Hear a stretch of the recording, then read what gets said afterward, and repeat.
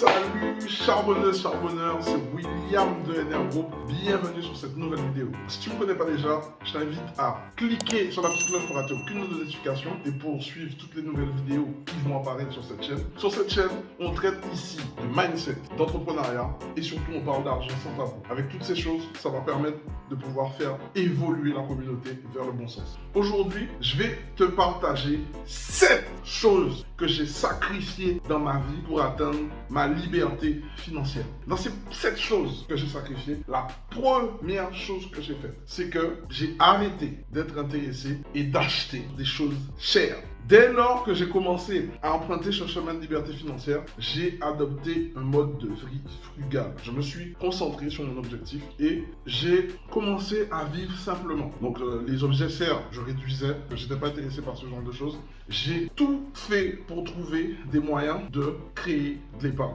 Exemple simple, je me souviens de cela en 2013, c'était l'anniversaire d'une cousine à Dubaï. Tous mes cousins du moment où toute la famille, ils étaient chauds, ils ont pris leur billet parce que bon, c'est la famille, elle se marie à Dubaï et tout. Moi, j'avais pas les sous, j'étais pas prêt. Financièrement, j'étais pas satisfait d'où je voulais aller. Eh bien, j'ai envoyé un cadeau de mariage, mais j'ai limité mes dépenses et j'ai pas été à ce mariage parce que j'avais pas les moyens, c'était trop tôt pour moi et ça collait pas avec mes objectifs, tu vois. Ça, c'est le genre de choses que j'ai pu me permettre de faire. Par exemple, j'ai acheté, mon premier achat, c'était pour du locatif, tu vois. C'est-à-dire que j'ai acheté un bien dont j'étais propriétaire, mais j'ai pas vécu dedans et je l'ai mis à louer pour que ça puisse me permettre d'avoir justement des compléments de revenus pour augmenter mon pouvoir d'achat et encore avec cet argent-là, mais ça m'a permis encore de réinvestir dans d'autres projets et ainsi de suite. Tu vois, ça, clairement, à mes débuts, je me rappelle de ça, 9 ans en arrière, j'ai tout de suite adopté ce style de vie dès lors que j'ai compris où je voulais aller, tu vois. Et ça, je t'invite à faire ça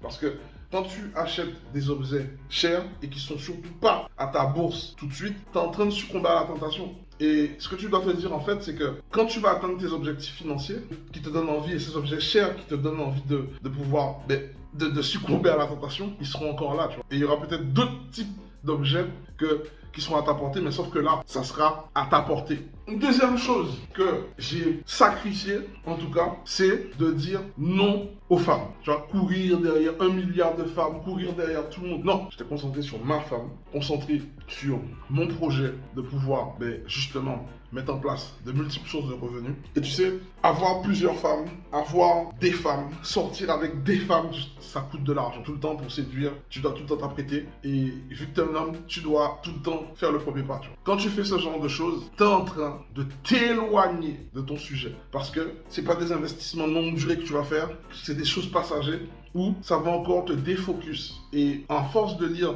mes livres de développement personnel, je me suis rendu compte aussi que toutes les personnes, les grandes personnes de ce monde qui n'ont pas su contrôler leur pulsion sexuelle ont échoué. Pourtant, ils avaient bâti de belles choses avant. En cédant à leur pulsion sexuelle, ils ont échoué. Et ça, dans ton ambition d'atteindre ta liberté financière, c'est quelque chose que tu dois maîtriser, que tu dois contrôler. Moi, j'ai mis un point de contrôle sur ça parce que celui qui contrôle ses pulsions peut contrôler pas mal d'autres choses. Donc, je t'invite à te concentrer parce que ça te prend de l'énergie et après, tu es fatigué pour te concentrer sur des choses qui vont t'apporter réellement de la valeur. Troisième chose que j'ai lâché clairement, c'est le monde de la nuit, les boîtes de nuit, aller en soirée pour acheter des bouteilles qui coûtent hyper cher, que tu vas consommer juste pour le paraître. Depuis que je suis arrivé en France, je suis pas allé en boîte de nuit, tu vois. Et je suis ici depuis 2008, tu vois. Aujourd'hui, maintenant, je vis à Lisbonne. Aller en soirée, c'est pas quelque chose qui me botte, tu vois. Et pourtant, comme je t'ai dit, je vis très très simplement. Par contre, quand j'atteins des perfs avec mes équipes où j'ai réussi quelque chose que je sais que tout le monde ne peut pas réussir, je préfère aller quelque part avec des amis, avec ma horde, tu vois. On va et on fête, on loue un pavillon, on fait notre petite grillade, on est entre nous, il y a la musique et c'est avec des gens que je sais dont j'ai la confiance et je sais que tout est contrôlé. Il n'y a personne qui va me faire du vice ou des trucs qui vont être compliqués à gérer pour moi, tu vois. Et ça, c'est important de le faire parce que tu dois contrôler. C'est comme le sacrifice précédent. Il faut gérer tes pulsions sexuelles, tu dois contrôler toutes ces petites choses. Tu peux pas avoir une vie de contrôle où tu es focus pour atteindre tes objectifs parce que tu as eu des petites victoires. Tu te lâches au point de repartir de zéro et de tout reprendre. Non. Moi, les soirées, ça me demande trop d'argent. C'est de l'argent qui est mal investi, qui est mal géré, qui est mal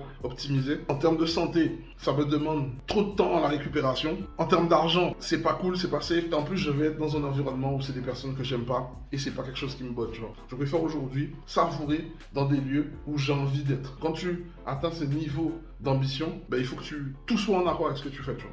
4.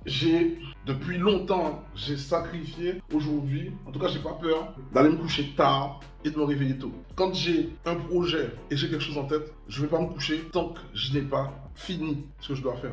Et si je dois me réveiller tôt pour pouvoir le finir, eh ben je me réveille tôt parce que c'est pour moi-même que je le fais, tu vois. Eh ben ça, je lésine pas sur ce truc-là, tu vois. À tel point que je suis même passionné de le faire parce que je sais que c'est pour moi et que je sais que derrière, les résultats et les bénéfices, je vais pouvoir en jouer pleinement, tu vois. Si tu sais que t'es pas prêt à t'investir pour toi-même, oublie la liberté financière, c'est pas pour toi. Et c'est ok, il faut juste être aligné avec ce que tu dis. 5. J'ai décidé d'arrêter de blâmer les autres ou de blâmer l'État ou de blâmer la France sur tout ce qui arrive. Oui, ils ont leur part de responsabilité, mais ils sont assez grands pour prendre leurs responsabilités seuls. Je ne peux pas dire que c'est de la faute de l'État si demain, je gagne pas mon argent. Je ne peux pas dire que c'est de la faute de l'État si demain, j'arrive pas à monter des entreprises. C'est pas parce que je suis noir que je peux pas faire ce que j'ai à faire. Justement, d'autant plus, tout ce que je n'obtiens pas, je prends la totale responsabilité de tout ce qui se passe. Et depuis que j'ai pris cette responsabilité-là, j'avance tellement plus vite et je suis tellement serein sur ma capacité à faire des choses que je ne crains personne à part moi-même. Et ça, c'est quelque chose, clairement, tu veux atteindre des sommets, tu veux atteindre des choses extraordinaires, pas des choses ordinaires, tu dois prendre 100% des responsabilités de tout ce qui t'arrive. Et ça, c'est quelque chose de très, très, très puissant pour la suite. 6. De base, je suis quelqu'un de hyper impatient. J'adore tout de suite. Je suis quelqu'un, tous ceux qui me connaissent, savent qu'en termes d'implémentation, il n'y a pas plus rapide que moi. Mais avec le temps, j'ai compris que des fois, les choses très lourdes, très puissantes, mettent du temps à se mettre en place. Tu peux actionner plein de choses, plein de leviers, mais pour que ça se matérialise, que ça se fixe, ça se consolide, que tu puisses savoir ce que tu veux réellement, tu as une phase temps que tu ne peux pas maîtriser. Et pour ça, je t'invite à devenir patient. J'ai abandonné l'impatience. Clairement, j'ai mis une croix dessus parce que j'ai vu que l'impatience, ça me faisait être dans des mauvaises attitudes. Et quand tu vises la liberté financière, tu dois cultiver de bonnes zones. Donc, cultive la patience. Et enfin, 7. J'ai abandonné le fait de penser que réussir égale facilité. Très clairement. Tout ce qui dure, ça met du temps à mettre en place et c'est très difficile d'y arriver. Pour atteindre le succès, tu dois passer par des moments de douleur. Et dans la douleur, tu ne dois pas lâcher. Il y a des personnes qui n'aiment pas la difficulté. Dès que ça commence à être difficile, ils abandonnent. Ou même en couple, hein, même dès que c'est difficile, ils jettent l'éponge. Non. Dis-toi bien que toutes les personnes que tu as envie, qui avancent, qui font des choses et qui tiennent dans le temps et qui ont des résultats, c'est des personnes qui tiennent dans les moments difficiles. La plupart des gens adorent me dire que on a de la chance, ma compagne et moi, de pouvoir faire du business ensemble. Qu'on a de la chance de tout faire ensemble. Qu'on a de la chance de se comprendre. Qu'on a de la chance d'être mariés et que notre couple dure. Yo, c'est pas de la chance, les amis. C'est du travail de tous les jours. Et c'est tout ce que je vous souhaite. C'est du travail de tous les jours. Quand c'est difficile, c'est pas à ce moment-là que tu abandonnes le navire. Quand c'est difficile, c'est maintenant que tu dois te consolider avec ta moitié pour être concentré pendant la zone de turbulence. Parce que Dieu seul sait qu'on a vécu des zones de turbulence et qu'on est toujours là. Et que ceux qui ont voulu plus avoir notre peau, ils s'en mordent les doigts. Parce qu'on est partenaire. C'est ma partenaire du crime. Tu vois ce que je veux dire ou pas? Et c'est ça en fait. Quand vous voyez que c'est difficile, ça veut dire que c'est bon. Quand vous voyez que c'est difficile le chemin que vous prenez là, ça veut dire que c'est bon. À la fin là, le succès il est inévitable. Si vous tenez, vous passez tous les challenges qu'on vous met à surmonter, à la fin, le succès sera au rendez-vous. Et faut arrêter de vouloir des choses rapides, facilement. Génération McDo, tu mets au four ou au micro-ondes, paf, tu manges, c'est rapide, c'est facile. Non. Mettez-vous en mode, ok, pour aller obtenir ce que je veux, il va falloir que je fasse des choses que tout le monde n'est pas prêt à faire. Donc, les choses difficiles, je suis prêt et armé à faire ce qu'il faut.